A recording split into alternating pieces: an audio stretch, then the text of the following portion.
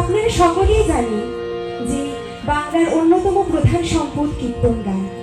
আজ আমরা সুভাষনগর জৌনের পক্ষ থেকে কীর্তন গানের বিভিন্ন ধারার মাধ্যমে পরম দয়াল তথা বিভিন্ন অবতারের বন্দনা করব, যাতে রয়েছে পরম পূজ্যপাদে শ্রী শ্রী দাদা বিরচিত এবং পরম পূজনীয়া শ্রী শ্রী গৌরানীমা পরিবেশিত কীর্তন, কাজী নজরুল ইসলামের কীর্তন, সহপ্রতিনিধি শ্রী বিজয়ভূষণ চক্রবর্তী রচিত কীর্তন সহ অন্যান্য প্রচলিত কীর্তন সমূহ। শুরু হতে চলেছে আমাদের কীর্তন অনুষ্ঠান। হৃদি পদ্মে চরণে রাখা।